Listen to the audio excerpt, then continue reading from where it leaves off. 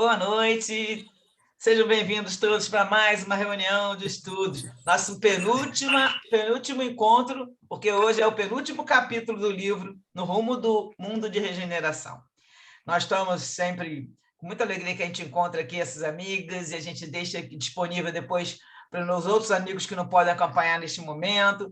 E estamos sempre refletindo sobre os ensinamentos de Miranda, né? Desse livro psicografado por Divaldo Franco. Hoje nós vamos estudar o capítulo 19, lembrando sempre que essa reunião está sendo gravada e que a gente depois deixa disponível no canal do YouTube Leitura de Livros Espíritas. E o estudo está sempre dividido em duas partes, pelo tempo do aplicativo. Após terminar a primeira parte aqui, a primeira reunião, a gente passa para o segundo link, segunda parte. Vamos desligar nossos áudios aí para a gente fazer a oração inicial. Então, vamos lá. Vamos elevar nossos pensamentos para pedir a Jesus o seu amparo para nossos propósitos de bem servir. Mestre Jesus, estamos aqui reunidos para mais uma noite de estudos em grupo. Que possamos estar receptivos à inspiração de seus mensageiros e que os ensinamentos desse estudo possam ser apreendidos por todos nós e utilizados para a nossa evolução. Pedimos, Senhor, então, a permissão para que possamos iniciar as atividades da noite de hoje com o seu amparo, graças a Deus. Então, vamos lá, para compartilhar a tela. Está aí, ela está lá na frente. Estudo 21, capítulo 19, a linha de frente. A linha de frente é porque esse capítulo vai abordar a atenção especial oferecida aos profissionais de saúde, e que ele chama de linha de frente. São todos aqueles, não só profissionais, todos que lidam com as pessoas que estavam com Covid, né? O pessoal que faz a limpeza do hospital, que atende de qualquer maneira, ele chama de linha de frente. Nós vamos ver depois a especificação. Então, Miranda começa dizendo que a pandemia estava passando por uma segunda onda, e as populações estavam cansadas e rebeldes. Era difícil a recomposição da economia de muitos países. As revoluções sociais e morais surgiam no planeta simultaneamente com diversos países em total desajuste. Em algumas nações, os políticos jogavam com o contexto pandêmico para enriquecer vergonhosamente e para a sustentação dos seus partidos e dos seus membros. Ele fala aqui que está passando pela segunda onda. Essa segunda onda, no próximo capítulo, eu estou até arrumando, ela começou depois de julho. Então, o que acontece? Ele está nessa época de junho e julho. Lembra que no capítulo anterior era 13 de maio, né? Quando foram começar a retirar aquelas partes da cidade da Justiça, e agora já estamos em junho e julho, porque ele fala que está começando a passar a segunda onda. No próximo eu fiz até um gráfico, mas eu não deixei aqui. Vamos ver na próxima semana. Então, ele vai falar que as pessoas experimentavam incontidos e sórdidos desejos de desordem e rebeldia. E agora podiam desfrutar a volúpia dos prazeres em abundância com agressivos lances de extravagâncias. As pessoas passaram a vivenciar na mente e nos atos toda forma de aberração, a fim de experimentar o que antes era considerado como imoral, perverso e abominável. Isso aqui ele está sempre frisando que a sociedade estava nesse nível aí, né, de vibração, uma vibração ligada a todos esses despreparos aí, essas chagas. Ele vai explicar mais um pouquinho aqui e vai reclamar mais um pouco, né? Passou-se a divulgar e viver tudo que a mente propunha como experiência de vida. É aquele caso, está experimentando, né? Vamos fazer qualquer coisa válida, né? Vamos aproveitar, porque a vida é curta, é o discurso sempre do pessoal, né? A vida é curta, temos que experimentar de tudo. Então, ele colocou aqui, passou a divulgar e viver tudo que a mente propunha como experiência de vida. Os seres humanos, não eticamente preparados, deixam-se consumir pelo gozo que não satisfaz. E, em consequência, o número de deprimidos, frustrados, insatisfeitos, descontentes com a existência aumenta de maneira surpreendente, procurando soluções que na verdade estão dentro deles próprios, mas eles se negam a buscar no interior. As pessoas vão até procurando gozo, procurando alegria e tudo no máximo do prazer e não satisfaz. Aí a pessoa fica pior ainda, começa a procurar e depois se frustra fica deprimido e insatisfeito, né? E fica né, sem sentido na vida, né? E aí ele diz aqui que isso, a pessoa é uma terapêutica pessoal, você buscar no interior, né? Em que o paciente é o responsável por quase todo o esforço que deve ser investido na reconstrução do equilíbrio emocional. A gente já sabe que é a mente que vai comandar e a sua vontade que vai modificar. Então, ele fala uma terapêutica pessoal. Naturalmente, em razão dos baixos níveis psicológicos de anseios íntimos, essa alegria festeira e atordoante que oferece a ilusão do bem-estar, quando não encontrada, faculta sintonia com os espíritos de mesmo nível moral, e daí passam a viver em conúbio obsessivo avassalador. As obsessões, em consequência, aumentam em escala surpreendente, de modo que na raiz de cada distúrbio encontramos o fenômeno da parasitose espiritual. No momento que você começa a procurar essas alegrias atordoantes, essa ilusão, você já está sintonizando com esses espíritos do mesmo nível moral. É lógico. Qual é o espírito superior que vai querer ficar ao seu lado, dentro de uma balada, bebendo, fumando, para quem, né, tem esses costumes de todos de droga, seja lá o que for, fazendo a parte de o sexo em desvario, como ele fala aqui? Quem é que vai ter como companhia? É lógico que são os espíritos da mesma sintonia, né? E daí, muitos não são são adversários seus anteriores. Eles estão naquela sintonia. E no momento que você começa a irradiar isso aí, eles vão lá e ficam juntos. E ficam juntos e te acompanham. Você chega, às vezes, no local, não, tá, você está ali, querendo aproveitar daquilo ali, e quando você sai, o espírito já vai junto. Gostei dela, e vai. Já li vários livros com isso. E vai atrás de você e fica junto aí, que é porque ele quer aproveitar. Quer aproveitar e beber, quer aproveitar e fazer o sexo, quer aproveitar e fumar, quer aproveitar e pensar besteira e falar palavrão, entende? Tudo que seja nesse nível degradante, eles gostam. Então, eles querem as pessoas assim. E são bons companheiros, né? Então, estão ainda relativamente distantes os dias do amor e da decência que vigerão na Terra, a partir da grande mudança que se está operando. E um mundo de regeneração e ordem será estabelecido pelas próprias criaturas saudosas de paz e de equilíbrio, de ternura e respeito por si mesmo e pelo seu próprio.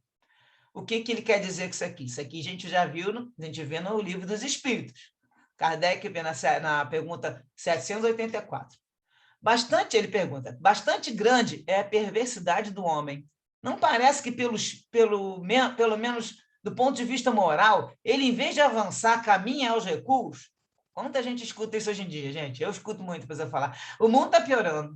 Em vez de melhorar, está piorando. Como é que vai para a regeneração se está cada vez pior? Olha a resposta que vocês já devem conhecer de Kardec, né? Enganas-te. Observa bem o conjunto e verás que o homem se adianta, pois que melhor compreende o que é mal, e vai, dia a dia, reprimindo os abusos. Faz-se mister que o mal chegue ao excesso, para tornar compreensível a necessidade do bem e das reformas. Acho que todo mundo aqui já viu essa frase, né? O que vocês estão pensando aí? Vocês acham que o mal tem que chegar até o máximo, que só assim a gente sente falta do bem? E aí a pessoa vai e vê que tem um bem, estou com saudade, como ele fala ali, né? A pessoa fica saudosa de paz e de equilíbrio. Vocês concordam? Às vezes as pessoas têm que ir fundo, né? Vão fundo para poder subir, né? Para poder perceber e sentir realmente saudade de que estava mais tranquilo, estava mais suave, era muito mais suave a vida antes dessa vibração. Agora, o que mais me chama a atenção é como que o pensamento e vibração influi, né? Como esse ambiente, tudo isso influi na vida da gente, né? E aí, sabe quando tua mãe falava assim para você, me diga com quem antes que eu te direi quem és? Sabe? Exatamente isso, né? Vamos fugir desses ambientes, pedir que a gente não tenha esse tipo de pensamento para que a nossa vida seja um pouco mais suave e a gente possa, no futuro, né? Porque o Livro dos Espíritos já diz, né? O teu futuro é o teu presente, né? O que tu é aqui, você vai ser lá. Então, para que o nosso futuro seja suave, vamos pedir que a gente fique suave aqui, né? Que a gente seja suave. Vamos tentar ficar num ambiente mais leve e ter pensamentos mais condignos com a nossa doutrina, né? Eu acho que é isso. E tem aquilo também, né, Su? Não sei se está no Livro dos Espíritos, que o bem ele é tímido, né? E o mal ele é mais, né, preponderante nesse sentido, né? Então é muito relativo, porque o bem existe, o bem está aí, né? Você vê quantas coisas a pandemia promoveu pelo bem, né? A caridade aumentou, né? A preocupação com o pessoal menos favorecido, né? As ONGs se mobilizando, todo mundo se mobilizando. E isso não passa na mídia. A mídia não tem interesse em divulgar isso, né? Então, por isso que a gente fica com essa impressão, só tem mal, só não tem mal. Não, o bem também está aí, né? Era esse comentário que eu queria fazer. Né? E também, a gente não pode esquecer que existe também uma, entre aspas, uma propaganda muito grande do mal, né? O que deixa as pessoas até viciadas. Não vai dar certo, ela não vai melhorar, porque só acontece desgraça, a TV só mostra desgraça. Enfim, eu acho que tem muito a ver também com a sintonia que a gente, né, como vocês disseram, que a gente escolhe, né, para a nossa vida, né? É muito, até uma coisa muito simples, a gente pode só virar a chave e mudar isso tudo, né? Entre aspas, é uma coisa simples, né? Isso também faz parte do nosso crescimento e da nossa reforma íntima, né? Não é fácil, mas a gente vai ter que se esforçar muito. Faz parte da nossa escolha. E é a hora que a gente tem vontade de escolher o que a gente está sentindo que é melhor, né? Mas vocês olham que o Kardec tem essa pergunta aqui, que tem no mínimo 160 anos, né? Por aí, daí, e nessa época tinha televisão? Não tinha nada, gente. Estavam falando que o mundo estava piorando. Olha só, do ponto de vista moral, em vez de avançar, ele caminha para trás. Então, o que acontece? Está dando eco aí. As pessoas também reclamavam, mas acontece o seguinte, a gente também não entende. Na época dele, a gente olhando para trás, né, dois, 3 séculos antes, nós estávamos ali aplaudindo quem estava sendo degolado, quem estava sendo enforcado, o pessoal lá na arena. Então, a civilização vem melhorando. Nós éramos seres bárbaros há muitos anos atrás. Então, estamos melhorando. Tinha duelo na época do Livro dos Espíritos, né? Evangelho. Tinha duelo, ele ainda falava assim, não devemos fazer o duelo. Mas acontece que sempre estamos caminhando para o melhor. É lógico que isso não é de um dia para o outro, como não está sendo agora também de um dia para o outro, mas tem esses abalos, como está sendo a pandemia. Esse capítulo vai fechar dizendo que a pandemia está de novo empurrando o pessoal, está aí, né? Mais uma coisa para empurrar, porque acontece isso. Nós temos que ver que acontece que acho que a história foi a Denise, né? Do fundo do poço. Chegou no fundo do poço, aí você acha que não tem mais para onde ir? Muitas vezes tem, né? Mas acontece que a ideia é que realmente você vai olhar, gente, tem que melhorar, aí as pessoas têm que fazer alguma coisa para que aquilo melhore. Nós estamos aqui estudando, né? Tentando ver o que a gente pode fazer de melhor, a nossa parte, né? Vamos continuar aqui. Paramos aqui. Então, depois que ele fala isso, Miranda vai falar de vários assuntos em geral. Vai dizer que as operações de transferência da área expurgatória para outra dimensão já estavam tendo início, né? E eles podiam ver máquinas, a gente já viu essas máquinas no último estudo, só que ele vai agora falar que algumas já utilizadas na Terra, né? Construções, demolições, mas que elas estavam programadas para alguns meses. Então, você vê que a gente sabe que esse trabalho não tirou todos os pedaços da Cidade da Justiça no passado, está desde o ano passado, de maio, que elas estão fazendo isso, né? Acredito até que as coisas ainda sejam, né? Como a gente pensa, muita região com muitos espíritos desencarnados nessa cidade, então ainda estão tirando e estão programadas para alguns meses. É uma informação que a gente já tinha ideia, né? Ele fala, aí outra coisa, agora outra informação. Simultaneamente, os processos de reencarnação nos departamentos de seleção das comunidades produziam renascimentos em massa, quando os incidentes no mal teriam a sua oportunidade de libertar-se das pesadas moléstias íntimas e se adaptarem aos novos padrões de honra que já vigoram no planeta, graças à evolução natural e ao cristianismo restaurado nas bênçãos do espiritismo.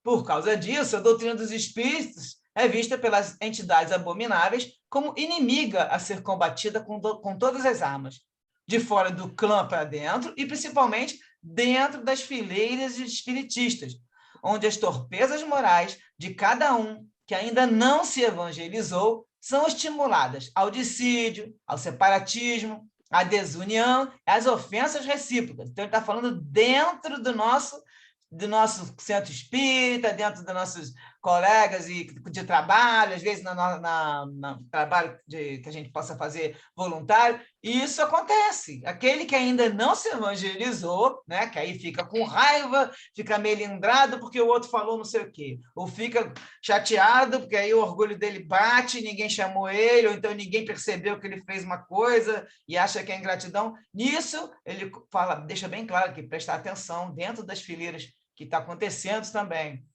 Aí ele vem com o conselho: acautelem-se os sinceros trabalhadores do bem contra a maledicência, o amor próprio, o egoísmo insano, as infâmias e acusações ao seu irmão.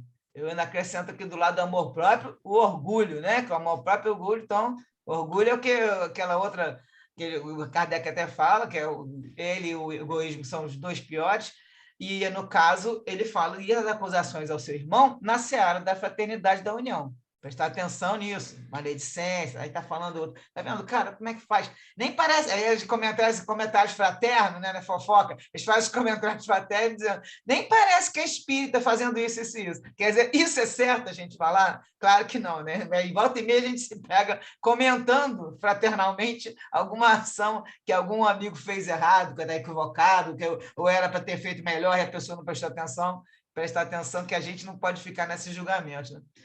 E aí também o Miranda continua, que os espíritas se considerem aprendizes da Boa Nova e refugiem-se na doutrina de amor, demonstrando em atos, ao invés de palavras de autoengrandecimento. É aquela história da pessoa ficar se elogiando, né? Esperando elogio também.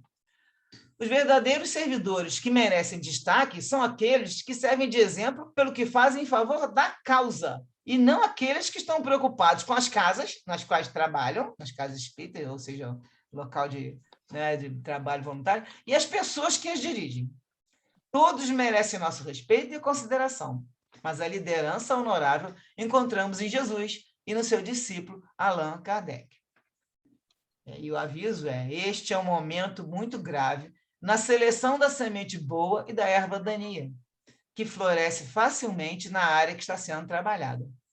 Simplicidade de coração, pureza de sentimentos, abnegação no serviço e alegria na obra do Senhor são alguns dos requisitos que definem os verdadeiros servidores da última hora.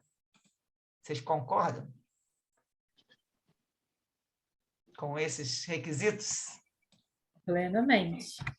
O desafio é tá sempre em sintonia com eles, né? Às vezes a gente derrapa, mas a gente volta, né? Bom que a gente sempre volta. A abnegação no serviço também é uma coisa bem... porque às vezes a pessoa vai, mas não dá, e a pessoa fica achando que está fazendo demais, ou então está se esforçando demais. Lógico que a gente não consegue ser uma Madre Teresa Calcutá aí, chegar naquele nível do pessoal que se dedicava totalmente, mas tem muitas vezes que às vezes pega uma preguicinha, né? Aí a pessoa vai, tá com maior falta de vontade, choveu, não dá para ir. Não, tá ficando tarde, e aí eu vou sair de lá tarde. Eu escutei muito isso, mas eu não posso sair muito tarde de lá. Assim, sai um grupo enorme onde a gente trabalha lá, centenas de pessoas pelas ruas, né? Todo mundo sabe disso. Não dá, porque aí fica muito tarde. Então, sempre aquele lance de prestar atenção, que às vezes estão conseguindo te desviar do seu caminho, que você se deixa... Isso que eu ia falar, né? Tem que perseverar, né? Assim, parece que no dia do trabalho tudo dá errado, mas você não voa, né? Finca o pé, né? Eu vou para o trabalho voluntário. Né? Exatamente. E às vezes, até quando a gente chega na casa, né? E ver atitudes de alguns colegas que você acha que está errado, né? E aí já aconteceu de uma pessoa chegar para mim e falar assim: poxa, você viu? Aí eu falei assim: eu vi. Eu falei assim: e o que você acha? A gente não pode consertar isso? Eu falei assim: olha, quando a gente não pode consertar, nem tem jeito da gente consertar, eu acho que pelo menos serve de exemplo daquilo que a gente não gostaria de fazer com outras pessoas, que não gostaria de ter. Então, eu acho que quando a gente não tem nem como, porque tem horas que você não tem como chegar para a pessoa e falar assim: olha, não está legal isso, porque você não tem a menor intimidade nem afinidade com a pessoa que está fazendo determinadas coisas, que às vezes são só até pessoas que estão ministrando a palestra, alguma coisa, e você não tem. Aí a menina chegou e falou assim: mas e o que a gente faz? Eu falei assim: quando é comigo, serve de exemplo para que eu não faça com o outro, entendeu? Porque eu acho que isso não está legal. Já que eu não gosto, eu não vou fazer. Aí ela falou assim: puxa, eu nunca pensei assim. E aí eu pensei assim, porque eu faço exatamente isso com o meu filho, que às vezes que a gente falava assim: poxa, papai fez isso comigo, meu pai me chamou atenção na frente dos outros. Aí você vai e faz a mesma coisa com o seu filho. Aí eu fico pensando assim: poxa, se eu não gostava, né? Se eu nunca gostei que meu pai fizesse isso comigo, por que eu vou fazer com meu filho? Então eu não faço, entendeu? Então é a mesma coisa que eu tento praticar quando eu vejo alguma coisa que eu não gosto nas duas casas espíritas que eu trabalho. Não gostei? Não vou fazer, entendeu? Não vou repetir aquele comportamento, entendeu? Eu acho que é isso, Su. Isso mesmo. Já entramos na contagem dos 10 minutos. Vamos continuar, então. Então, continuando aqui, desde o início da participação do grupo de Miranda, junto às equipes de médicos e paramédicos que se dedicavam a atender a pandemia, Miranda ressalta a atenção ao grupo linha de frente. Ele vai falar que são aquelas pessoas mais vulneráveis à contaminação por diversas razões. A idade avançada, alguma enfermidade desgastante, os médicos e atendentes que lidavam diretamente com os enfermos ou que cuidavam da limpeza e manutenção do hospital. Então, ele vai mostrar, a gente já leu esse pedaço num capítulo, não lembro mais qual foi, eu vou repetir algumas coisas hoje aqui, vocês vão lembrar, que ele vai falar que, pouco a pouco, foram acompanhando o contágio em diversos médicos, que, embora atendidos de imediato, não resistiam e desencarnavam com as mesmas dores e aflições dos seus pacientes. Aí, olha a explicação, que a gente já sabe, estavam diante do colossal programa de investimento na mudança vibratória dos habitantes da Terra, que oferecerá melhores condições às futuras edificações da família universal unida. A ideia sempre da futura é o lance da fraternidade, né? Que fala que vai virar uma família só, né? Então, vê, é um programa para mudar a vibração do planeta. Ah, mas o pessoal que está morrendo é da vibração ruim? Não, não é isso. Nós vamos ver a continuação aqui agora. Então, qual a razão? Porque se encontravam expostos no exemplo de abnegação e fidelidade à profissão abraçada. Eles conheciam os riscos e perigos, expondo as suas existências ao vírus letal, mas muitos ignoravam e desconhecem que, ao contraírem a doença e desencarnarem, estão resgatando crimes que praticaram contra a humanidade nos passados dias dedicados à ilusão. Lembra que eu já trouxe esse pedacinho para muito tempo atrás, quando a gente comentou sobre a história da morte, desse pessoal que estava à linha de frente? Então, é exatamente isso. Vamos voltar para lembrar, isso é uma coisa que eu acho, gente, que é uma dos pontos principais, e que tem até espírito que não diz que não concorda com Kardec, da história dizer que a pessoa morre, não morre na hora, nós já até discutimos isso, e eu vou colocar só para a gente, para ilustrar. Livro dos Espíritos, questão 853. Algumas pessoas só escapam de perigo mortal para cair em outro. Parece que não podiam escapar da morte. Não há nisso fatalidade? Pergunta Kardec. A resposta dos Espíritos: fatal, no verdadeiro sentido da palavra, só o instante da morte o é. Chegado esse momento, de uma forma ou de outra, a ele não podeis furtar-vos. Aí, né, pergunta, dentro dessa daí, a letra A, ele vai. Assim, qualquer que seja o perigo que nos ameace, se a hora da morte ainda não chegou, não morreremos? E a resposta é bem clara: não, não perecerás. E tens disso milhares de exemplos. Quando, porém, soe a hora da tua partida, nada poderá impedir que partas. Deus sabe de antemão de que gênero será a morte do homem, e muitas vezes seu espírito também o sabe, né? O espírito da pessoa, por lhe ter sido isso revelado. Muitas vezes, presta atenção que não é sempre, né? Quando a pessoa escolhe tal ou qual existência. E às vezes tem gente que fala que todo mundo sabe, todo mundo programou, você escolheu suas provas, escuta isso toda hora, um monte de palestra. Cara, tem um monte de gente que encarna e estava tão dementado, tão perturbado, que não está nem sabendo que está reencarnando. Como é que a pessoa está escolhendo prova? Quem escolhe é o grupo que está tomando conta daquele espírito. E, eu acho que eu já li várias vezes, pedaços do livro do André Luiz ali, que fala, muita gente encarna sim. Saiu dali, saiu de uma perturbação, vai, passa, entra na outra existência e nem está sabendo que está saindo, está entrando na outra. Então, uma pessoa, às vezes, não escolhe a morte, nem escolhe a prova. A prova, sim, ele sabe. Ele já escolheu quando ele fez, né, lá seu livre-arbítrio e entrou pelo caminho errado. Está escolhendo o quê? Está plantando ou colher. Então, aí você está realmente escolhendo. É como até a Denise falou, e hoje nós temos tudo que a gente está plantando para amanhã. Nós estamos fazendo nosso futuro agora. Então, eu não estou escolhendo minhas palavras. Não, está sim, você está escolhendo tudo. Toda hora a cada momento que você faz uma coisinha que você sabe que não é do roteiro lá de Jesus, ela vai tomar consequência que não é legal? Pode não ser nessa existência, vai ser na próxima. Então, é aí. E não vai morrer antes da hora. Quando é que a gente morre antes da hora? Vamos ver se vocês lembram da nossa discussão da outra vez. Quando é que pode acontecer da gente morrer antes da hora? Quem vai? Fala aí vocês agora. Temos 4 minutos, fala. Será que é no suicídio? Suicídio. Aí o suicídio direto. E os outros, né? O que pode ter mais? No caso, você pode pegar e dar um tiro na cabeça, se enforcar, mas os outros meios. Ou indireto também, né? Pelos vícios, né? Alguma coisa assim.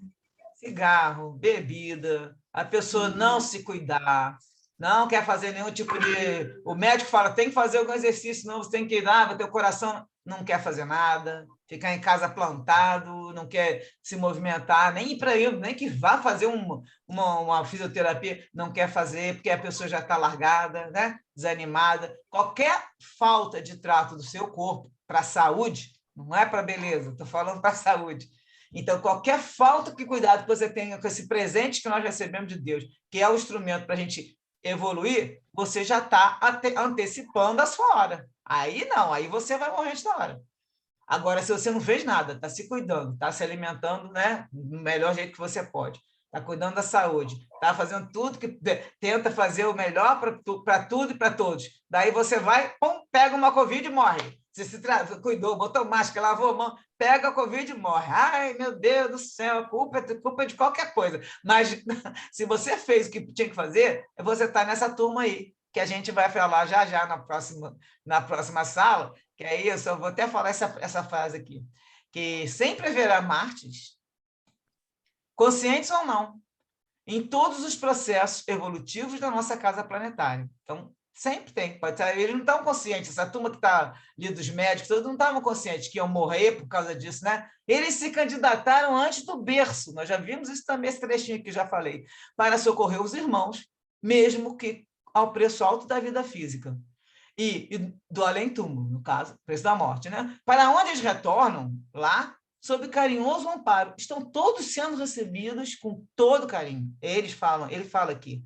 E eles vão prosseguir auxiliando os demais enfermos no diverso estado da doença. Então, quando eles passam por lá, de lá, no momento que eles já saem daquela perturbação e tudo, eles começam a trabalhar. E aí entra até, inclusive, continua no próprio hospital, às vezes, as enfermeiras cuidando dos doentes. Tá? Vamos passar para outra sala, que já temos aí um pouco menos de 1 minuto, e a gente continua nesse trechinho aqui. Que aí muda de assunto. Falou? Falou. Bora lá. Vamos lá. Deixa eu desligar.